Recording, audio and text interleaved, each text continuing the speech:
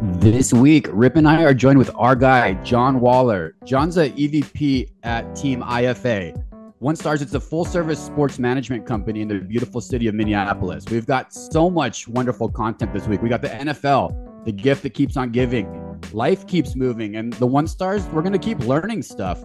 We got one-star moments of the week. We got 90s hip-hop. Best episode yet. Let's go. DK, as always, this episode of One Star Recruits is brought to you by 500 Level. It's 500level.com for all the best shirts in the NFL. All those players that are helping out your fantasy squad. Devon Achane, Raheem Mostert, Tank Dell, our guy Rashad White. They all have shirts on 500 Level. Go get them. 20% off everything on the site with the code ONESTAR. Let's go. Yo, aloha. Welcome to the One Star Recruits podcast. I'm DK. Have my best friend of 30 years, Rip. We've had requests. We listen to our requests, our fellow One Stars out there. We're going to start this podcast with how we usually end. We're doing fire rounds. Keep the music going, Rip. We're going to do it right off the bat, nice and early. We're going to give it to him. J-Dub, John Waller, just roll with us, brother. We'll introduce you to the world pretty soon, man. All right, Rip, right off the bat, man. Jeff Teague's Club 520 podcast is joining the volume as part of Shannon Sharp's Shay Media. Rip, best athlete, current or past, podcasting in the game.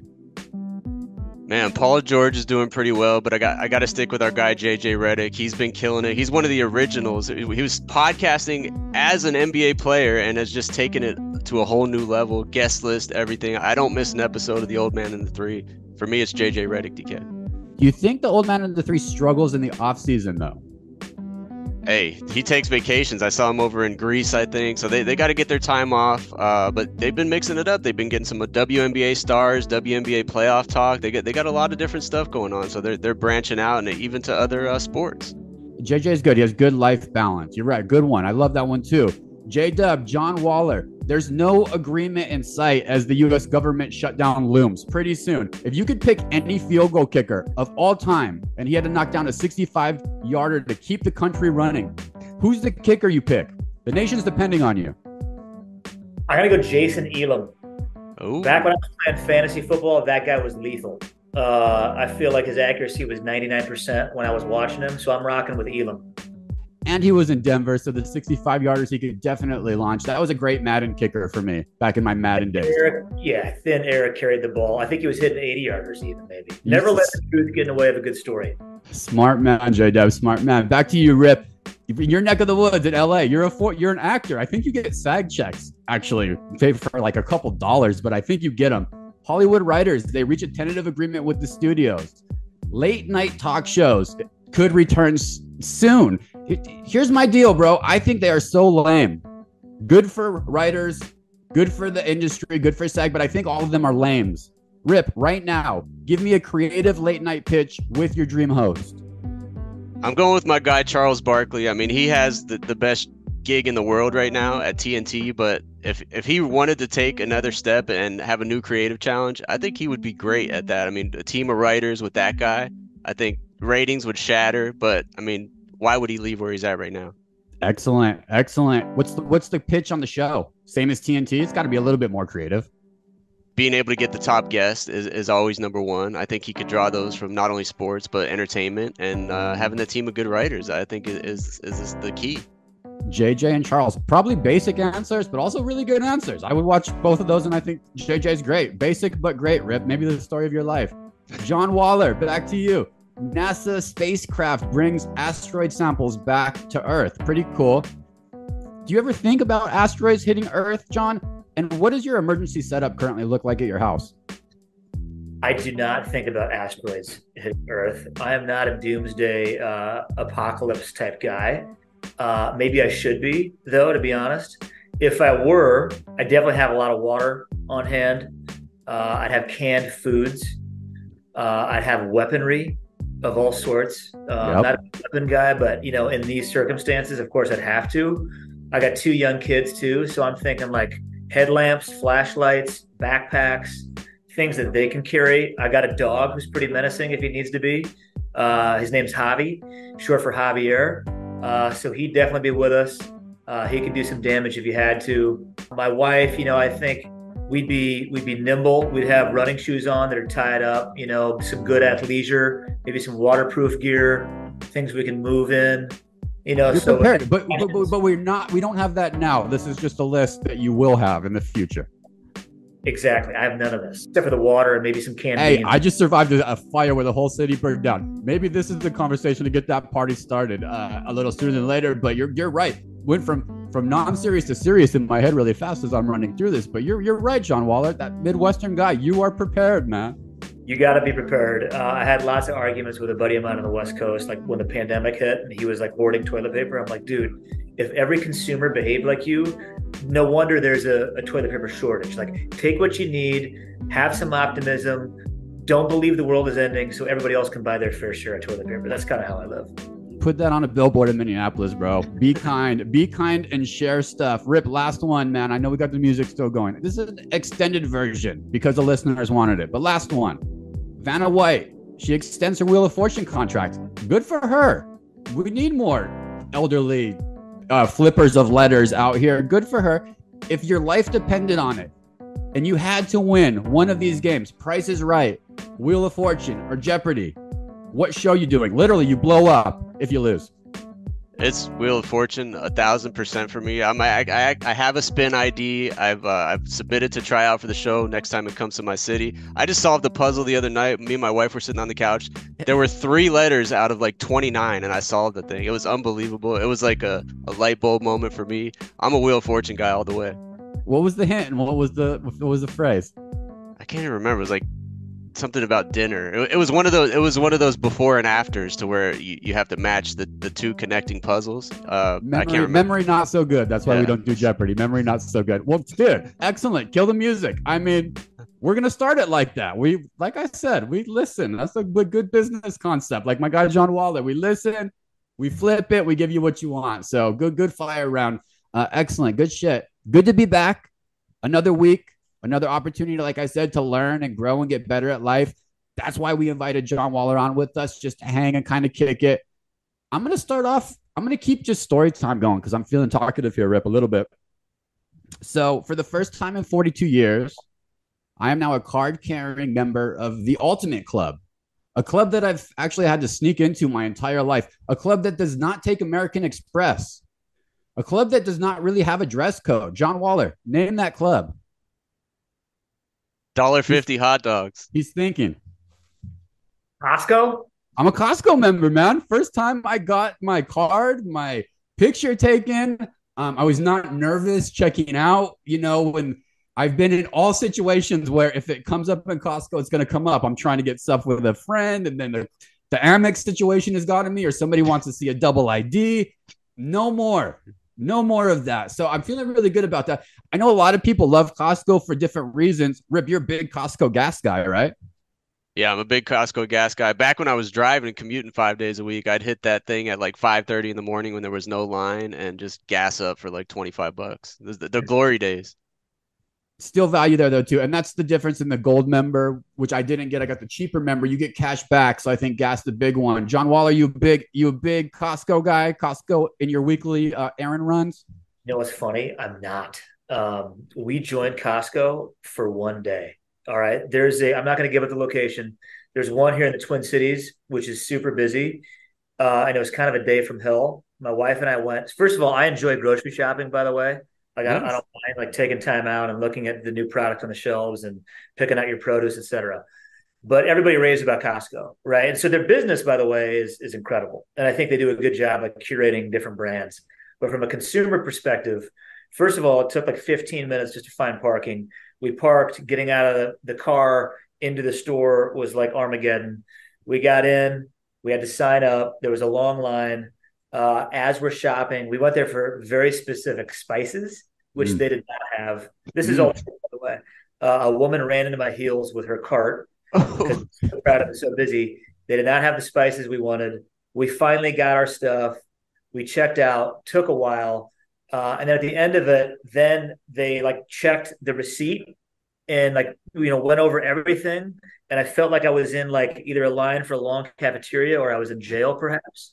Such a nerve-wracking moment. And I couldn't get out of there fast enough, dude. Like we finally got out of there, and I'm like, Jess, like I'm done. Like I'm not going back to Costco. Like we don't have a family of 8. We don't need the massive bulk purchases and the savings. To each their own. Like I'm rocking with the local co-ops and local grocery stores. Yeah, actually, John Wallet, same here. My whole life, and listeners know I live on an island. I'm now on the island of Kauai, so options are limited. I needed a computer to do this podcast, to get my life back going, all the stuff. There's only one place on the whole island, bro. So Is that right? That's what got me into Costco. Pure necessity. All right, I respect it. You got to do what you got to do, man. But I'm not mad, dude. I left with $500 worth of beef jerky, nutrient bars. My wife got electric toothbrushes. She's very excited about. I'm not mad. My bank account might be a little mad, but I'm a card carrying member. So there it is. There it is, people. I am no longer going to call you Harrison. No, Joey. All my friends who I've had to call for all the years for my once a year trip. And that's that. That's my story for the week. Congratulations. Do not let my experience steal your shine, man. Costco all day for you. I'm happy for you. John Waller, did you get a refund on your membership, or did you just let that thing slide? I promise you, yes. We canceled the membership the same day. Wow, 24, not even 24 hours. Unbelievable. Not even 24 hours. I'm like, Jess, we're blessed to have a bunch of good grocery stores in the Twin Cities. Like, we got what we need here. Like, I don't need to sign up for this. I wasn't feeling it. Doesn't need to, but he respects the hustle, because the hustle is there. I'm leaving that damn place. I'm seeing eyeglasses, prescription refills, life insurance, baby, car insurance. So they got the business side figured it out. I'm a member. Come at me, listeners. You got something to say? Come on at me. I'll take it. DMs open. DMs are open. Look, in honor of, let's just say it, in honor of the NFL being the best sport ever. Like, holy shit. Wow. What another week. Those Miami Dolphins, Rip, showing this offense is for real. My guy from Hawaii, Tua, has new things in his bag that maybe the NFL hasn't even seen. Some John Morant moves that nobody's seen. He's doing no look passes. He's doing shovel passes that are just looking like they don't even have these in Madden yet. Like Jason Elam from my guy John Waller. Tua is very impressive.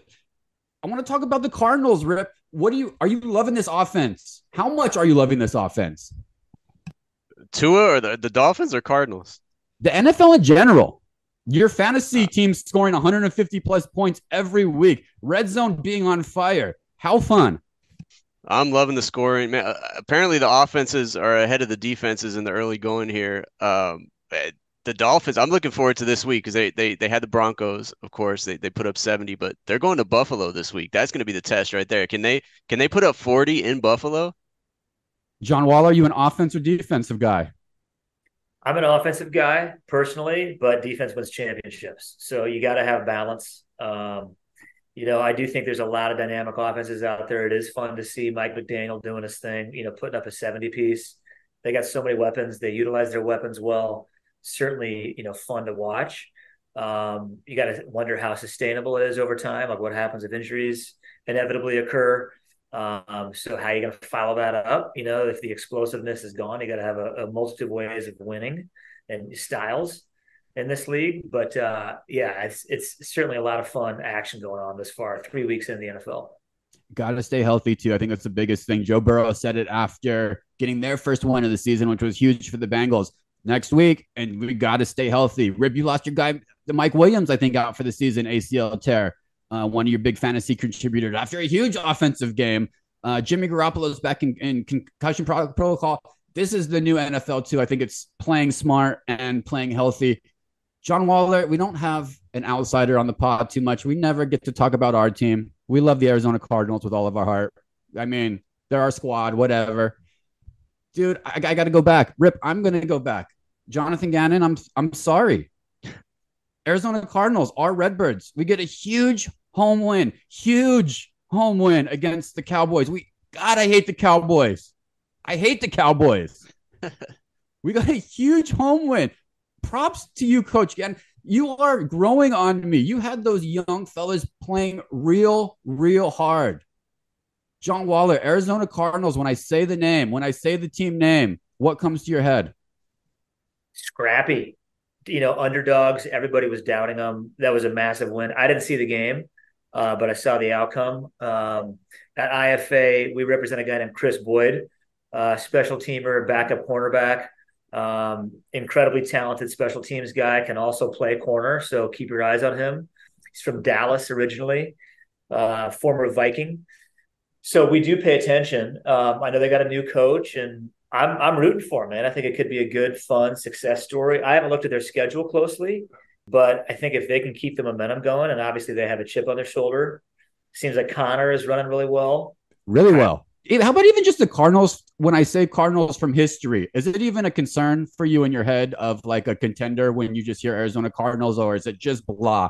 Not this year, history as a whole. They've had some squads. Larry Fitz, Kurt Warner, Warner. Jake Plummer, who's our guy. Plummer, Jake. Yeah, they've had some squads even way back in the day, right? Like the old school St. Louis Cardinals, right? But maybe they are slept on as a franchise, and I think it'd be fun for them to make a run for sure.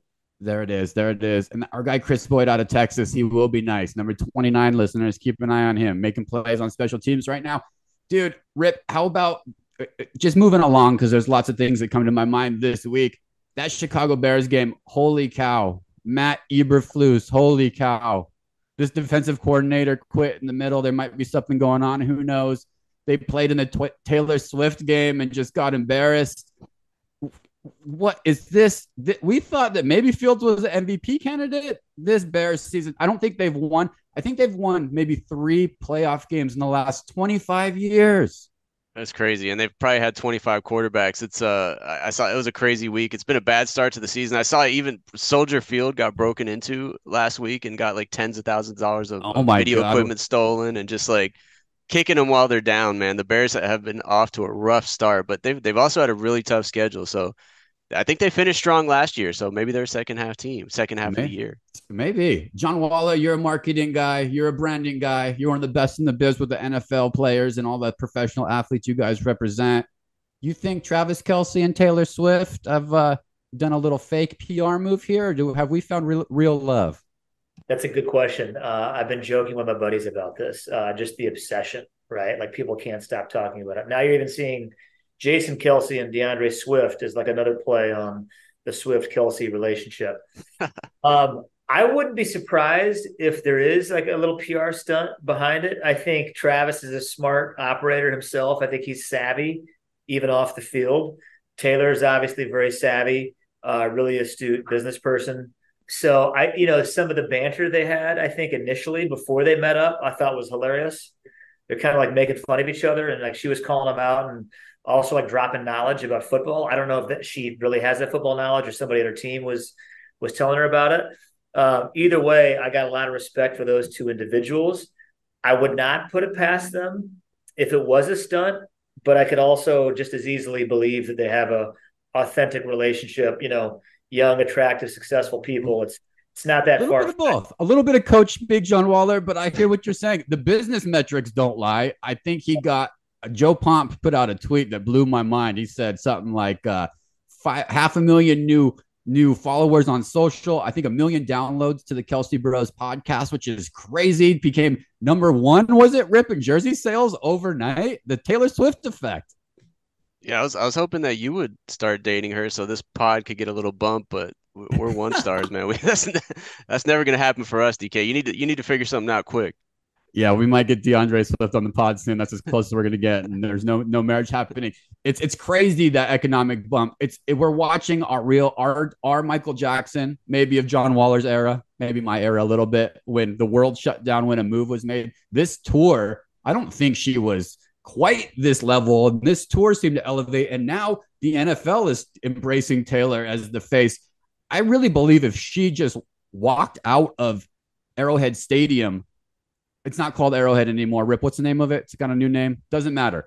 I really believe if she walked out of Arrowhead Stadium in the middle of that game and they announced that Taylor Swift's going to play her guitar in the parking lot, at least 25,000 people would have left. And they love the Chiefs to go watch her play the guitar. I think she's on some other level. So amazing stuff going on there. How about, do you guys want to talk about anything else in the NFL? I want to talk about Tampa Bay. They had a tough game. Listeners, our guy John Waller represents former 1-star guest Rachaad White, who's been off to an amazing season so far. Ran into what happens in the NFL. It's tough matchup. You want to touch on that game, John Waller? We can talk about moving forward in the next week. We do a little coach speak. Hit me with it. No, Eagles are a great team. Really talented team. Tough defensive front. Obviously, Jordan Davis and Jalen Carter, really tough to block. And it was a tough game, right? They were favored to win, at Tampa. So disappointing outcome, but it's a long season. It's only the third game of the year. Rashad's in great spirits. He's in good health mentally and physically. I actually just hung up the phone with him, FaceTime with him. He was studying some film. He's a professional. He's about the business, right? He's got a lot of discipline, and he's building for the long haul. Not any one game is not going to derail him. I know they're ready to bounce back, play a divisional rival in the Saints. Mm-hmm. So they got a quick turnaround this week. I think they got a lot of talent on that team. They got a lot of young talent, and they got a lot of veteran leadership and more experienced talent. And I think they believe in the coaching staff under Todd Bowles, and then first-year OC Dave Canales, who's a really bright offensive mind, and I think a good energy guy too. So I think Bucs Nation is overall, I think, optimistic and ready for next week.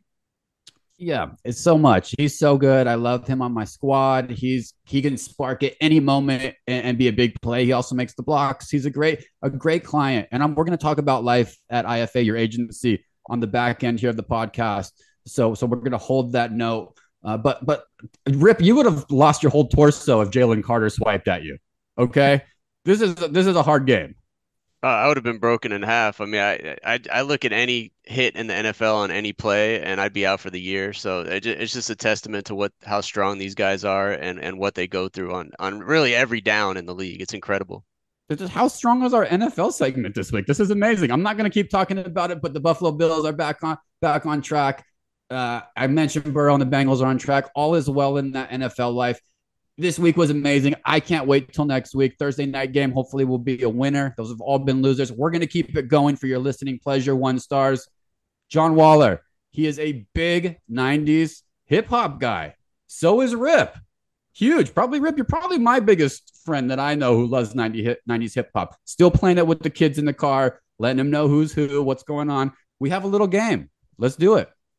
Yeah, I mean, if you have any friends that don't love 90s hip hop, they probably shouldn't be your friends anymore. But yeah, I got just not necessarily a game, but just some questions and facts to kind of mix in with John, because like I said, this guy's reposting hip hop stuff all the time, and we see it.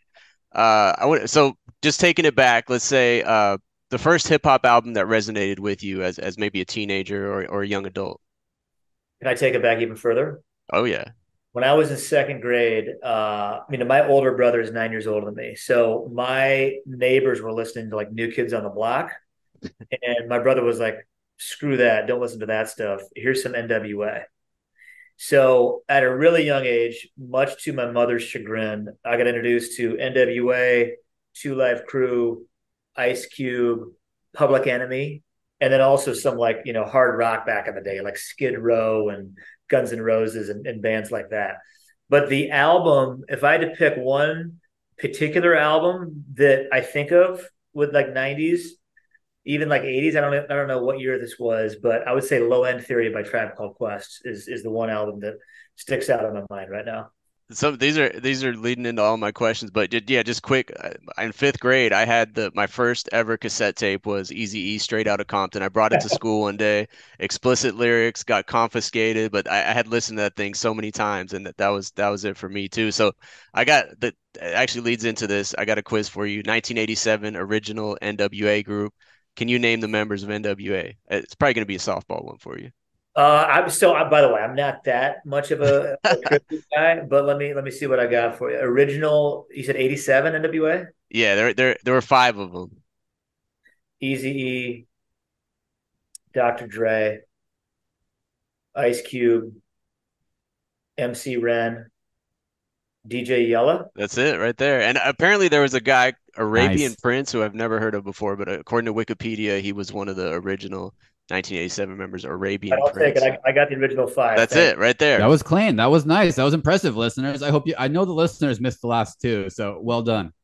They NWA, those guys, all the White Sox, the Raiders stuff, they of course brought kind of that mix of the the hip hop culture into sports and the NFL. They were responsible for a lot of that.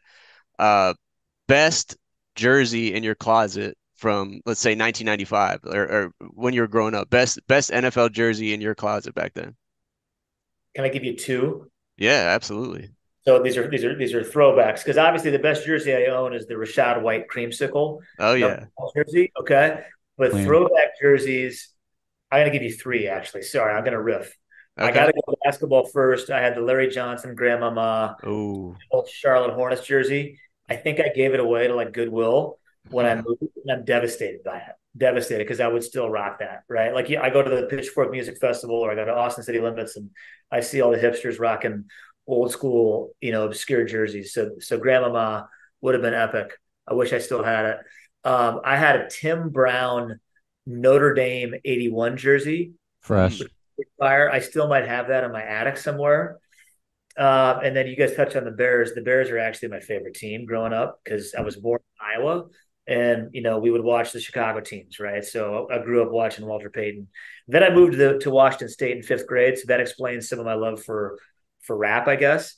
But I have a Curtis Conway Bears jersey, number 80. Curtis Conway, the old USC standout. Yeah. And I still have that jersey, which I would say is random, but random in a good way. Wow. I love it. I'm thinking about my jerseys, which unfortunately were lost in this fire. But I find myself, you know what? If you ask me, Rip, my mind goes right to my Clyde Drexler Portland Trailblazers Black J. You don't see a lot of Clyde the Glides out there. You should. He's so good, and that's a clean jersey. I'll never forget. Speaking of hipsters, Rip hipster himself. I'll never forget seeing you in the most obscure jersey I've ever seen in my life. You had that Dallas Mavericks 1984 logo, clean logo that says Dallas. I think you had the Ying Jing Lin jersey at one point. Wang Zhizhi, Chinese player. Wang Zhizhi jersey at one point in time, Rip. So if you were at Austin City Limits, you'd be getting probably some high fives for that one. Nobody sees that one anywhere. Hey, jerseys were everything in my life for a period of about 4 or 5 years. I'm actually going to Rams Eagles in 2 weeks out here in LA at SoFi Stadium. I'm wearing a Ricky Waters 32 Eagles jersey. I still got it.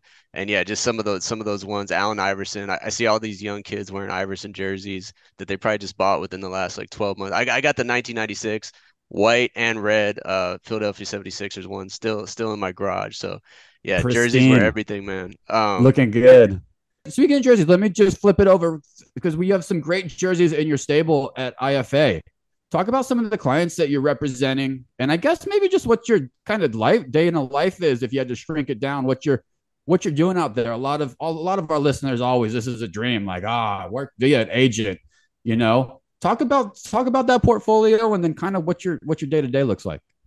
Yeah, IFA stands for Institute for Athletes. Started in 2009. First draft class was in 2010.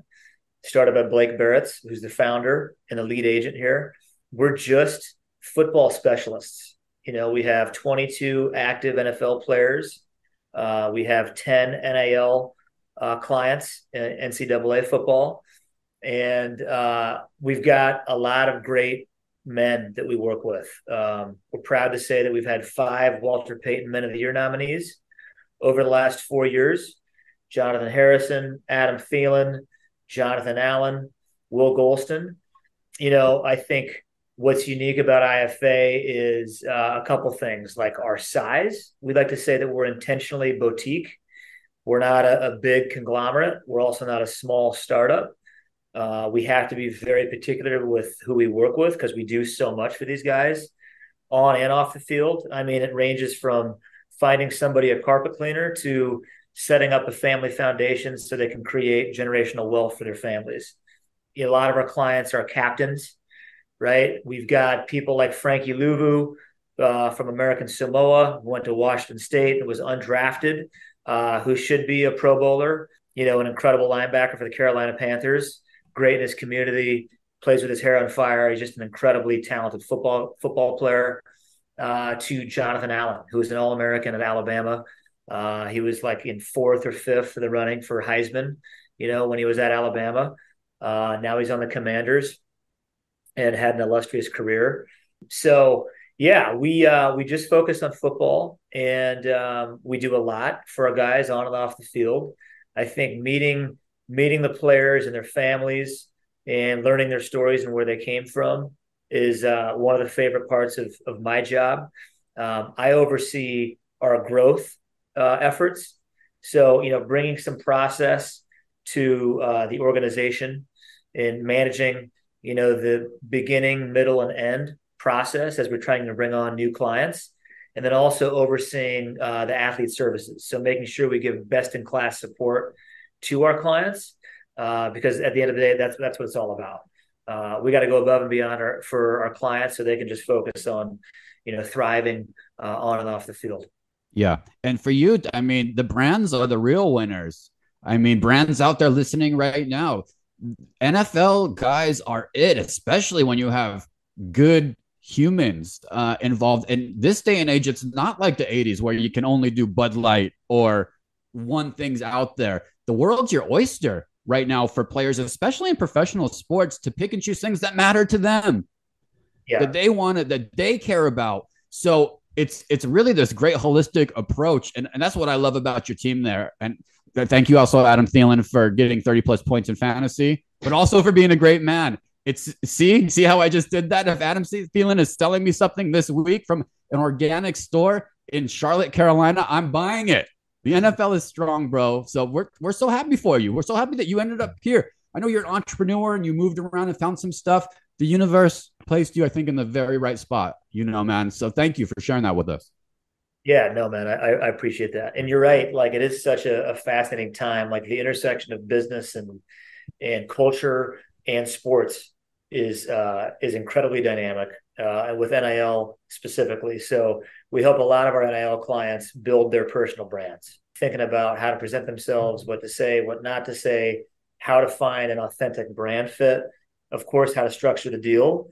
And it's not always just about money, right? You want to be able to maximize their earnings on an individual contract, but the deliverables have to make sense. It's got to be an authentic fit, something that the athlete would use in their daily lives so they can speak on it, from a genuine place. And it's a long-term process. Like, we're not really in the business of one-off transactions, right? Like, the brand building endeavors, it's a really long-term comprehensive process. Some of it involves PR and media relations. Some of it involves networking with Fortune level CEOs. But it's a long-term play, and it's a strategy that we just try to lend our expertise collectively across IFA to educate young men is really what it's about. You were testimonial right here. This was pre-IFA, but you connected us with 500 Level, our sponsor, an amazing company. Maybe that was a little pro bono work before. And I think because you kind of have this core competency of just being a good human, it's very easy for you to be in this world. And we're happy that you're representing great agents. Maybe you can represent our podcast. You guys start a podcast division. Call us. We're ready to build this thing up. We need some help, John Waller. All right. SOS. We love One Star, and 500 Level has been a great partner. A number of our clients work with them. They're super easy to work with, and I've got like 8 shirts in my house. It's all Rashad. Admittedly, it's all Rashad gear between my wife and my kids and me. But I do need to rep our other clients too. We got a handful on 500 Level. We can't website. Rip, actually, here's something crazy. You can edit this out if you want, Rip. I don't know if you want to share this with the world, but check this out, John Waller. This is crazy. Go ahead, Rip. No, yeah, just last week the owner of 500 Level, Joe, who we work with, every quarter on getting, compensation and all that stuff. He told me that his wife was going through I guess she's their accountant, and she was going through the payroll, and she saw my name on there. And apparently I went on a date with her like 15 years ago out in Los Angeles. So very small world, never met Joe before, but his wife, who works at 500 Level, just totally random coincidence, man. That is hysterical, man. Small world out there, and the power of connecting. It is what it is. DK, I was just going to mention that connection to Rashad, because listeners can go back and listen. We've had him on twice on One Star, and we talked a little bit about it, but it's part of the story, John. And we can't have you on here and not call out that you guys are both Big Brother Big Sister Hall of Fame members. Yes. Recently inducted, so congratulations on that. Speaking of great humans, you guys are doing great things for them. Great ambassadors. We saw the speeches. It was a great night. Can you just, for the listeners who don't know, because I know you've done tons of interviews about this, can you just give like a 60-second version of of your history with that and where you were, 15 years ago or whatever it was as just a single guy and being a big brother? I'd never get tired of talking about Rashad. The challenge is, can I talk about him without getting emotional? Yeah. So no, man, I met Rashad in Kansas City, Missouri. I graduated from Kansas, University of Kansas, like 2.5 years prior. And my career was off to a good start in sales, but I wanted to do something more and kind of give back and make an impact in a young person's life. I'm really kind of the social worker at heart, So I got involved in the program and we just got matched up. And we realized that we had a lot in common. By the way, this is probably going to go longer than 60 seconds, but No, yeah, we do. make it interesting, hopefully. Rashad and I had a lot in common. We're both the youngest of four, and we were super active, loved sports, always wanted to be outside, pretty social, happy kids, right? And so we hit it off, man. He was living in Kansas City, Missouri, off of Prospect Avenue. If you know Kansas City, Prospect is one of the most notorious streets in that city. And he was off 79th and Euclid. And I went in and I walked in the house, and I remember it clear as day. I saw his mother, Rochelle, and her three oldest sons, Antoine, DeAndre, and Darion. And they were all there, and they were cleaning the house, making sure it was nice for a company to show up. Then I saw Rashad sitting down on the couch, who had a smile ear to ear, who was just chomping at the bit, wanted to get involved in the program because his older brothers were already in it. And so I sat next to him and we just started chopping it up, and we had a connection instantaneously. So that was 16 years ago. He was 8. So it's been an incredible journey. I was in Kansas City with him, and we would hang out a couple hours every week. And then I moved to Chicago, which is kind of a lifelong goal of mine to live there. And circumstances took me there, but Rashad came out and visited me. But I would talk to him every weekend, and which says a lot about Rashad. Even as a teenager, the fact that he would maintain this relationship and answer my calls, right? So we had this ritual every Sunday. We just check in with each other. Flew him out to Chicago. He met my wife, who was my fiance at the time, and she loved him, of course. And we did all the Chicago things: Wrigley Field, deep dish pizza, Lakeshore, on the beach. On Lake Michigan. He met my buddies. It was an incredible time. And then watching him rise through sports. He was a great basketball player. Football, he was under recruited out of high school, but he just continued to excel and outwork everybody on the team. And his teammates were like, dude, you are legit. Get out of here. You need to be playing D1 ball. He went to Arizona State. You guys know the story. And so really, it was when agents were reaching out to him that I stepped in a more professional capacity as a business manager to help him navigate those agent conversations. And I was kind of his wingman there. And we learned a lot along the way.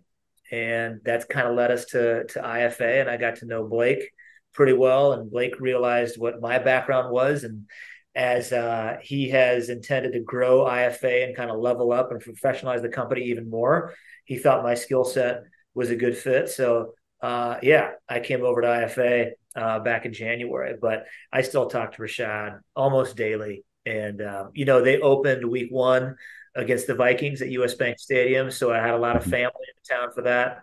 We saw him before game and after the game, and we got a picture with him. I can send that to you guys if you want to see it. And it was it's an incredible moment. I couldn't have scripted any of this stuff, Is there? I was just out of curiosity. Do you know of any other NFL players that went through the Big Brother Big Sister, or is Rashad? Is he the only one right now? Do you have any knowledge of that, or? Ironically, Job for the Eagles, Okay. who's a cornerback, he went through the program as well. Okay. And then Andrew Wentworth, the retired lineman, he was involved in the program. To what capacity, I'm not sure, but I'm sure there are more NFL guys or former NFL guys that have been involved in the program. I still talk to those guys weekly as well. I'm fortunate enough to know Artis Stevens, the CEO, and most of his team. I met through the Hall of Fame, and then there's been some other articles written about Rashad and I. And so, it's a tremendous program. It changed my life, and it changed Rashad's life, and I can't speak highly enough about it.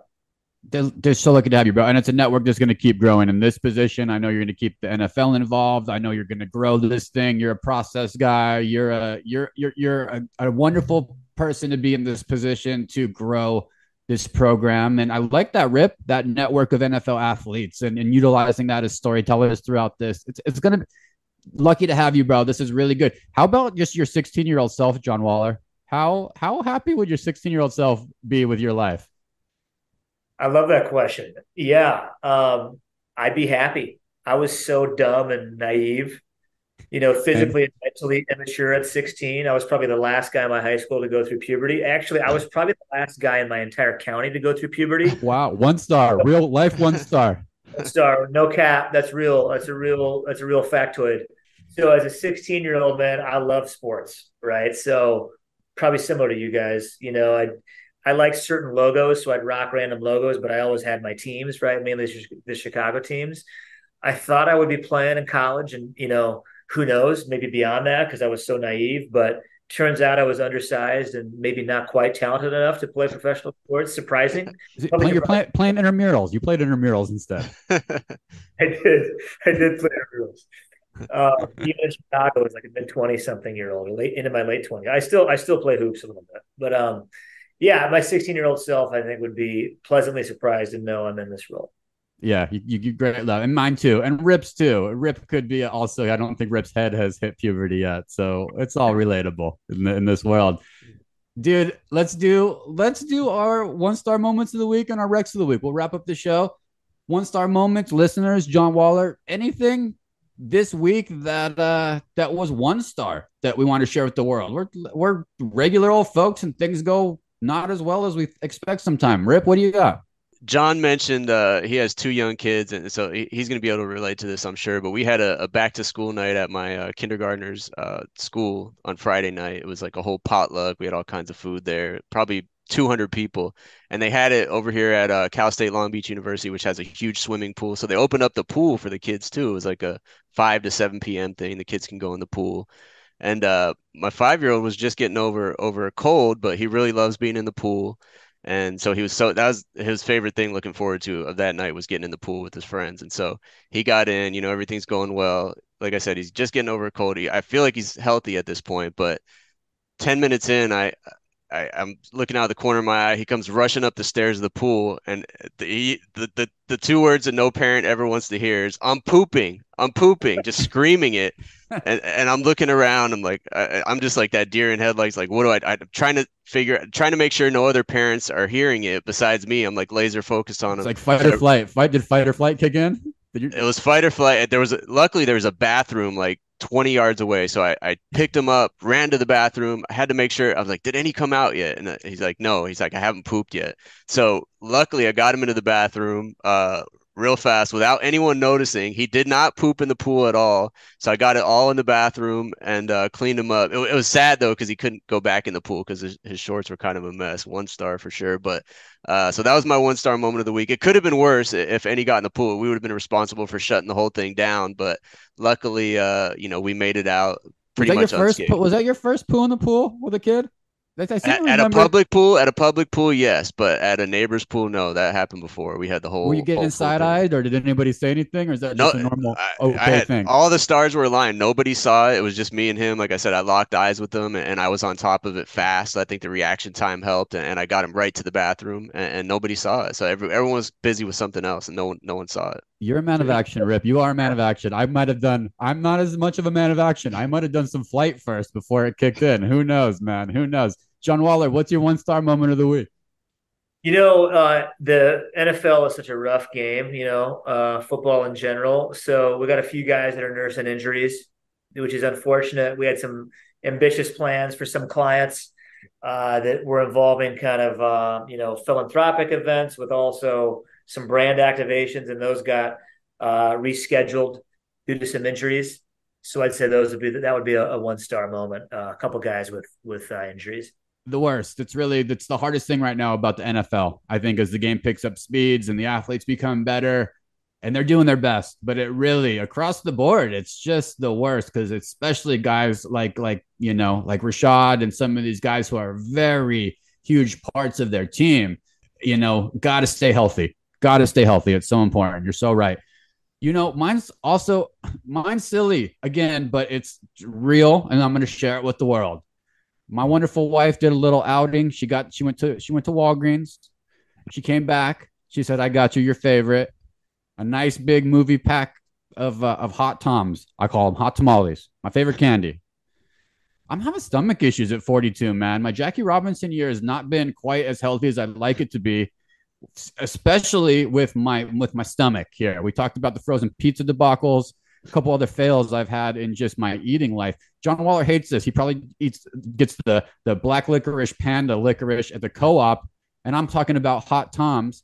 But I did a whole box of hot Toms about 9 o'clock at night, and I once again could not sleep. Horrendous, and just had visions of my stomach trying to digest this white liquid fructose sitting in my gut. I think I'm out. I'm going to tap out. I'm going to do the UFC tap on hot Toms. My favorite. I think I'm done with them.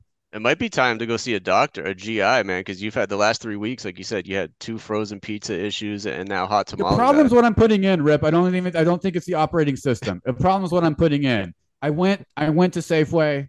I focused on the outside of the aisles. That's what the smart people tell me. I focus on the outside. I did not lead into the inside. I'm set up for success this week. I got a couple ribeyes at Costco. I'm very happy, excited about, very excited about that. $40 for 3 beauties, Rip. You're a value guy. Beauties, man. So I'm going to go veg and protein, build this bot up. Once again, build my confidence up. I got to stay away from the trash. That's the moral of the story. Go get that $1.50 hot dog and just rebalance your gut there. Tell me how that works out. Get my biomes right. I'll dip it in. Yeah, who knows? What do we got? Recommendations of the week, DK. John, we do these every week. It's something that adds value to the world, adds value to our lives. DK, take us out on a positive note, man. I went to the Waimea Valley State Park over the weekend. Guess what, listeners? This is the real wreck of the week. You looking for something to do on the first day of fall? The fourth Saturday of every year in September, you can actually go to a national park for free. There's some other days in 2023 still that are free days. We got Martin Luther King, Char's already passed. What else we have? We have National Park Week. We have the Great American Outdoors Days. I think that's August 4th. Veterans Day is the next one, November 11th coming up. So you can get for free every time I go, and I've got a pretty decent list. I need to start collecting those little coins you get at the national parks. But every time you go, I'm flabbergasted at how amazing they are. And this one in Waimea Canyon it's on the far west side on the island of Kauai. It's the furthest outside of Guam, the furthest west of the whole United States. So you're at the end of the world. And then this canyon opens up that looks like a Grand Canyon. I'll send you a pic so you can post it on social media, Rip. This unexpected, unbelievable beauty that's 30 minutes away. And then you turn and you have the ocean facing Japan, I suppose. And it's really just, it makes you feel small. It makes you remember to keep your feet underneath you, to stay in the present and just stop and smell the damn flowers. And if you can do it for free and support national parks, there's also a nice little piece of those days where you can volunteer, pick up trash, go in and plant trees, just learn in general about the animals and why these parks exist. It's amazing. Rip, I know you're a big fan. You did Yellowstone. You get your kiddos out all the time. But listeners, mark those dates. If you're just like sitting in your house, our Phoenix listeners, it's been so hot. I know it's just starting to loosen up a little bit. Go to National Park, drive up north, go to Flagstaff, go to the Grand Canyon National Park. There's so many. Go down south to Saguaro National Park. It's amazing stuff. That's my rec of the week. Positive, Rip. What a dream life you're living. I like that one. Yeah, national parks, I'm all for it. I always complain about the entrance prices, and my wife reminds me, hey, we're supporting something good when you pay. You shouldn't be upset to pay to go to a national park, and she's right. Mine, real quick, is I just actually got back from this about an hour ago before this call. Is I was a chaperone on my son's field trip, my 7-year-old, second grade. We went to just the local library here in Long Beach. And just a reminder, man, that if, I missed some work, I'm a little behind, but it's all good because I got to go with my son on a field trip. Like, if you get those experiences, John Waller, I'm sure you're a great chaperone out there too with your daughters, man. Take them if you can get them because you never know how many there's going to be. So, John, what do you got for us? Take us out on a good note, brother. Yeah, I don't know if you guys follow Ryan Holiday's work. He's kind of modernized Stoicism, if you will. So he's got this thing called the Daily Stoic. So if you're not following the Daily Stoic on Twitter or X, if you will, and IG, I would recommend it. Life these days is super complicated and stressful, and you got natural disasters that you have to work with. And my heart goes out to you. DK. So hope you guys are doing okay. And Rip, you're right. Like being a working father has a lot of demands too. So I feel like Stoicism kind of helps ground us and put things in perspective. There's one quote I will read you guys. Let's go. What do we got? A Marcus Aurelius for us? Epictetus. Don't hope that events will turn out the way you want. Welcome events in whichever way they happen. This is the path to peace. So acceptance. I'm right there. I'm right there in my life too as I start a new chapter. I know you start a new chapter. Sometimes you never think you're going to get there, but the universe moves in mysterious ways. Listeners, you have the power. I'm saying that because I'm saying that to myself right now. I feel the same way you guys all feel. It's a hard world that we're living in. John Waller's done it. Multiple careers, multiple changes. His core foundations have aligned with him. Rip, as you can hear from all his stories, Rip's a dad and he loves every second of it. Rip's kind of basic in his answers because he's such a dad and he loves every second of it. But that's why he loves him, and that's why you're the most amazing man that I know, bro. Thank you, listeners. Give us 5 stars. We will be back next week with some more live interviews with professional athletes, but we're going to keep mixing it up with people like John Waller, who are just bringing life and juice from different angles, because at the end of the day, we're all in the same boat. John, where can we find you? Where can we find out what you're doing on a weekly basis? How can followers get to you? IG, it's just John. I think it's _John_Waller. And then LinkedIn and Twitter. I'm not all that active on social, but that's where you can find me. Look for the guy in the Tim Dwight Falcons jersey, number 81, walking around Minneapolis there this winter. Brown. No, I was saying Tim Dwight because Iowa, but yeah, Tim Brown, Notre Dame. There you go. Yeah, Tim Dwight too. I thought you were doing like a late puberty joke because I think that he could have fallen into that line too. Amazing stuff, guys. Amazing stuff. We'll see you next week. Have a wonderful, wonderful week. Watch the NFL. Thanks, guys. See you next week.